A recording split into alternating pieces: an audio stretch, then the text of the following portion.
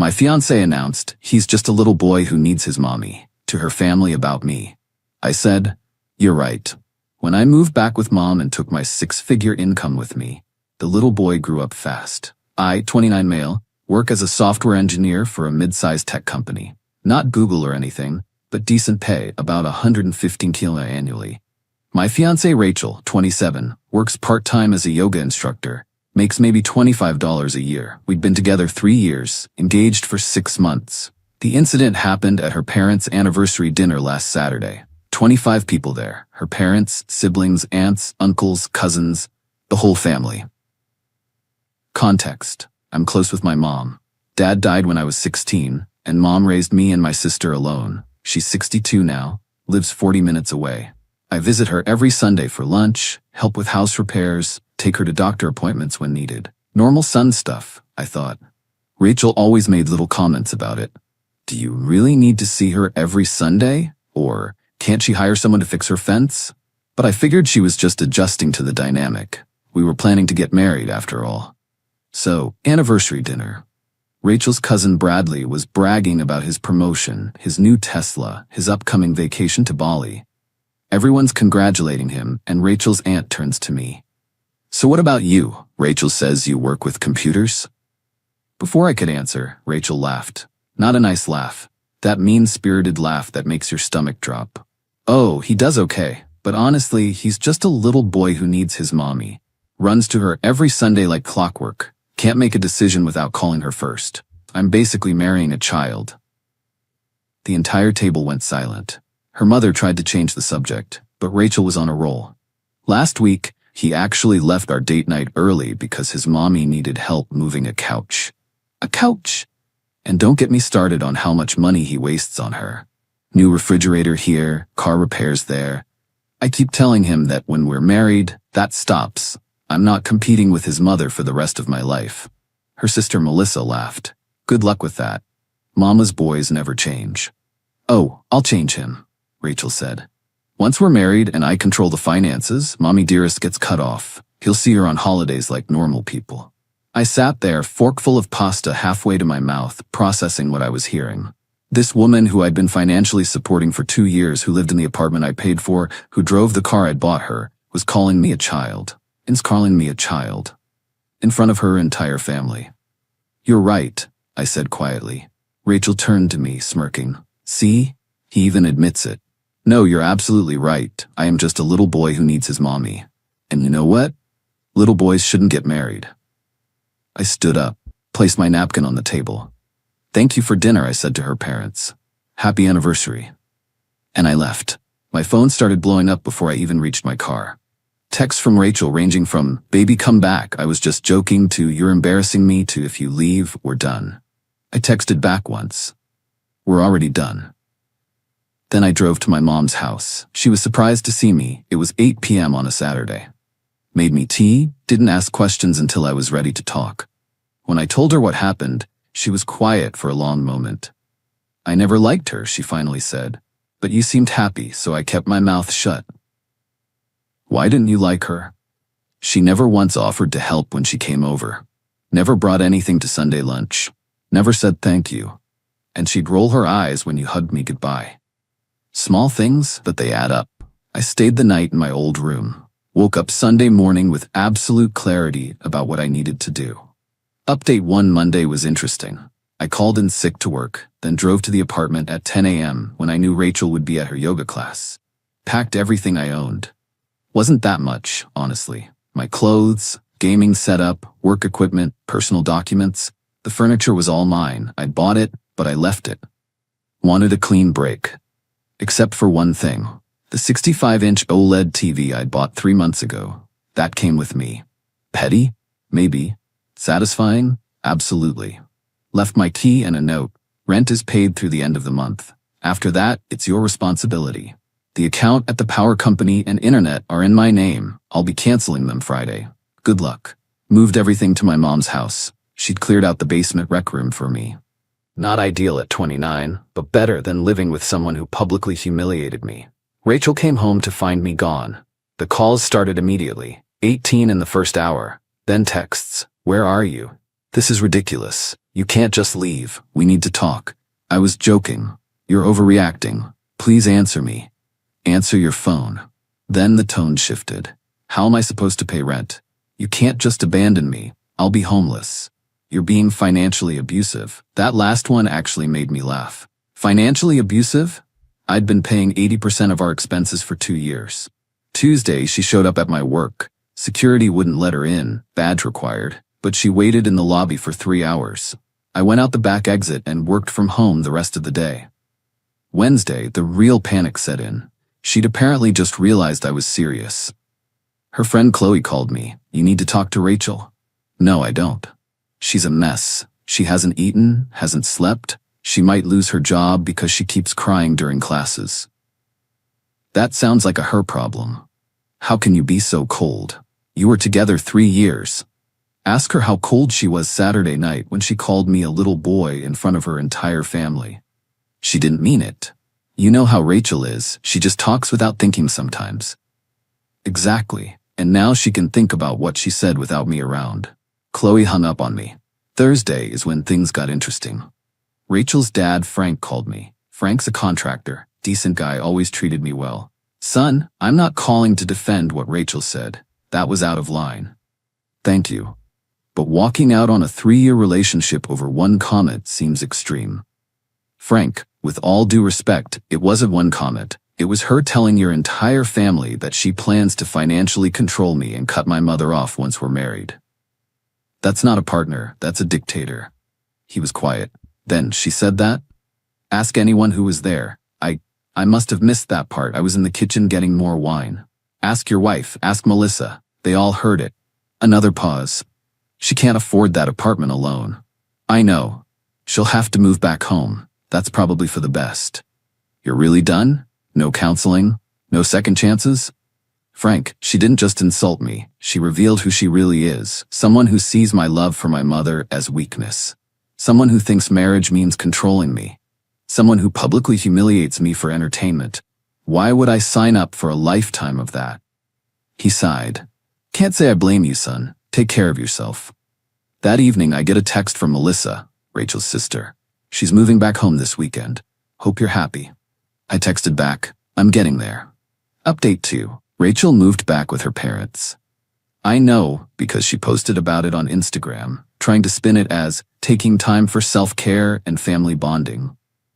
The comments were supportive until someone asked about the wedding and she had to admit we'd broken up. Then the narrative changed. According to her social media, I was emotionally unavailable, codependent with my mother, and refused to grow up. She painted herself as the victim who'd tried so hard to help me become a man. I didn't respond, didn't post anything, just watched and screenshotted everything. My mom, meanwhile, was thrilled to have me around. Not thrilled about the circumstances, but happy for the company. I helped her renovate the basement properly, painted, new flooring, installed a mini kitchen. Cost about $8 all in, but worth it. My own space while I figured out next steps. Rachel's friend group started reaching out, not to reconcile, but to ask for money. Apparently, I'd been unknowingly funding their entire social circle. When Rachel and I went out, I paid. When we did group dinners, I covered her portion. Beach house rental last summer, I paid her share. Concert tickets, wine tours, escape rooms, I'd been the invisible benefactor of her entire friend group through her. Now she couldn't afford to do anything, and they were realizing the gravy train had derailed. Her best friend Victoria actually had the audacity to Venmo request me $300 for Rachel's portion of the bachelorette party next month. I declined with the note, "Little boys don't have money, ask her mommy and daddy." But the real explosion came Tuesday. Rachel discovered I'd withdrawn my portion of the wedding deposits. We'd booked a venue, photographer, and caterer. Deposits totaled $8,500. I'd paid $7,000, she'd paid $1,500. I'd called all 3 vendors Monday, explained the situation. The venue and photographer refunded my portion, minus a small cancellation fee. The caterer couldn't refund the deposit, but they could transfer it to a different event. So I used it to cater my mom's upcoming 63rd birthday party. 60-person guest list, full dinner, open bar. Mom was ecstatic. Rachel was not. She called from her dad's phone. I hadn't blocked that number. You stole our wedding money. I withdrew my contributions. Your $1,500 is still there. The venue wants $5,000 more or they'll cancel. Then pay it.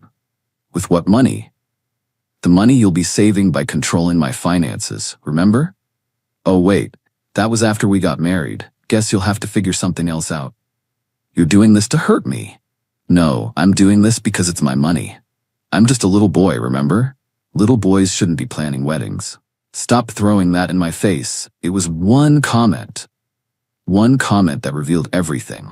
Rachel, you told your family you were going to control my money and cut my mom off. You called me a child for loving my mother. You laughed at me with your sister. In what universe would I marry you after that? I was joking. It was just talk. Jokes are supposed to be funny. Nobody was laughing except you and Melissa. This is about your mother, isn't it? She never liked me. She's poisoning you against me. My mother hasn't said a single bad word about you. She doesn't need to. Your own words did all the work. She hung up on me. 20 minutes later, I get a call from the wedding venue. They're confirming the cancellation and processing my refund.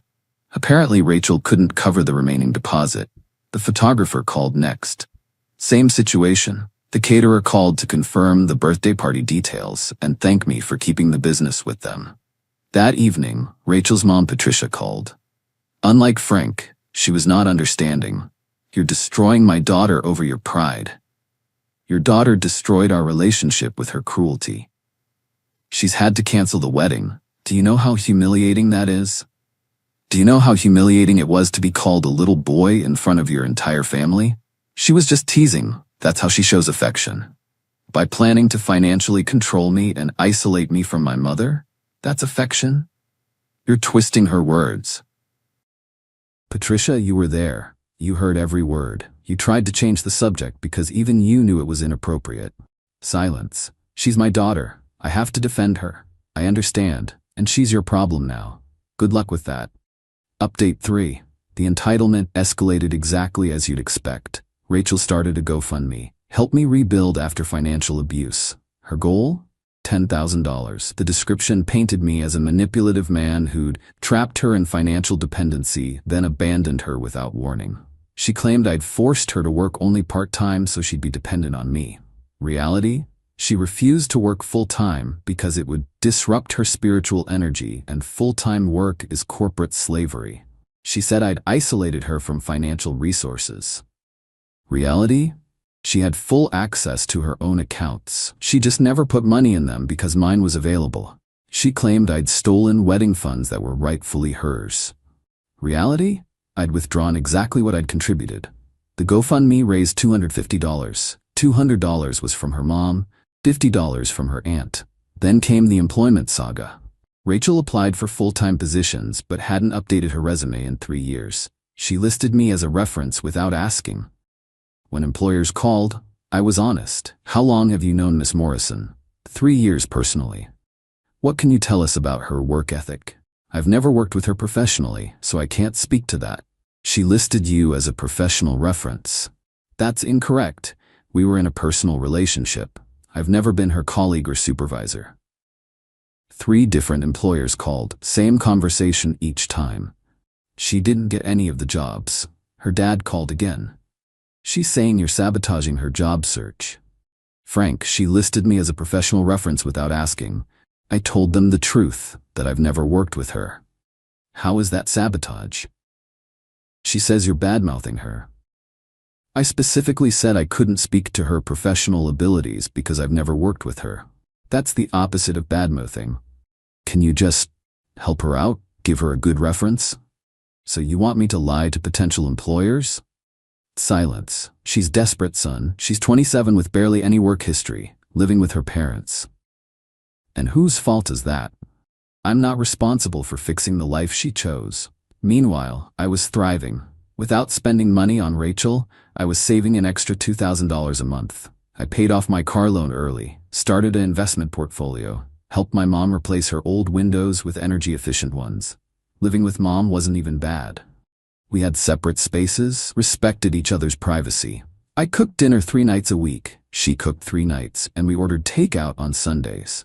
It was actually nice. Then Rachel played her final card. She showed up at my mom's house on a Sunday afternoon. Not alone, she brought her parents and Melissa. 4 against 2, she probably thought. Mom answered the door. "Mrs. Thompson, we need to talk to Garrett. He doesn't want to see you, dear. This is between me and him. And this is my house. You're not welcome here." That's when I came to the door. "It's okay, Mom. Let's hear what she has to say." Rachel had clearly rehearsed this. "Garrett, I'm here to apologize. I was wrong to say those things. I was drinking. I was showing off. I was stupid. Please give us another chance." "You weren't drunk. You had 1 glass of wine." "Okay, but I was nervous. Bradley was bragging and I felt insecure." "So you threw me under the bus to feel better about yourself?" "I didn't mean it." "Which part? The part about me being a little boy? The part about controlling my finances? The part about cutting my mom off? Which part didn't you mean?" Melissa jumped in. "Oh my God, it was just girl talk. Every woman complains about their man." "To their entire family? At a formal dinner? That's normal to you?"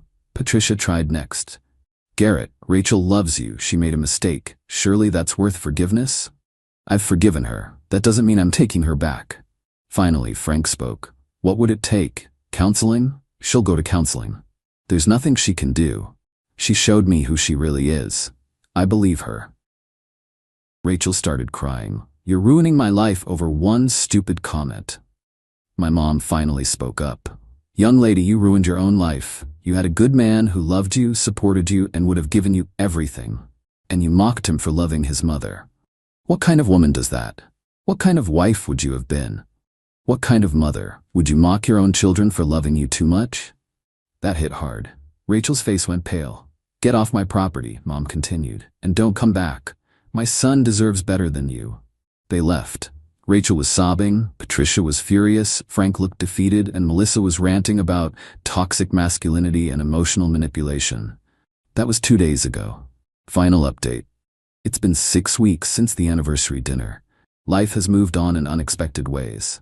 Rachel got a full-time job at a gym, not as an instructor, at the front desk. $15 an hour, no benefits. Her Instagram went from yoga poses and inspirational quotes to complaints about corporate slavery and toxic work culture. The entitlement is still there, just aimed at new targets. She's still living with her parents. Frank told me, we still talk occasionally, he does work on Mom's house, that she's a nightmare. Expects her mom to do her laundry, cook her meals, clean her room. Throws tantrums when asked to contribute to household chores. They're charging her $500 monthly rent, and she acts like they're stealing from her. "We created a monster," he said last week. "Patricia babied her, I enabled it, and you financed it. Now we're all paying the price. Except you escaped." The friend group imploded. Without me inadvertently funding their activities, they couldn't afford their lifestyle. They turned on Rachel, blaming her for losing their meal ticket. Actual quote from Victoria that got back to me. "She's basically friendless now except for Melissa, who's apparently just as entitled." The best part? Rachel's cousin Bradley, the Tesla-driving, Bali vacationing golden boy whose bragging started this whole thing? His girlfriend dumped him last week. Her reason? She witnessed how Rachel treated me at the dinner and realized Bradley had the same entitled attitude. She literally told him, "I saw your cousin destroy her relationship with her ego, and you're exactly like her. I'm out." Bradley blamed Rachel for ruining his relationship with her drama. They don't speak anymore. As for me, I'm doing great. Started dating someone new, Lauren, a nurse at the hospital where Mom had her knee surgery last month. Met her when I was visiting Mom post-op. Lauren loves that I'm close with my mother. "It shows character," she said. "Men who respect their mothers make good partners." We're taking it slow, but it's healthy. She has her own apartment, her own money, her own life. We split dates 50-50. She comes to Sunday lunch at Mom's sometimes, and she actually helps cook. Mom adores her. Found my own apartment last week. 2-bedroom, nice area, reasonable rent, move in next month. Mom's excited for me, but sad to lose her live-in handyman. I promised I'd still come for Sunday lunch and repairs. The $2,000 monthly I was spending on Rachel, half goes to savings, half goes to Mom. Not because she needs it, but because I want to help her retire early. She's worked hard enough. The woman who Rachel wanted to cut off will retire at 64 instead of 67. Thanks to the money I'm not wasting on an entitled partner. Rachel texted me last week. Just one message. I hope you're happy.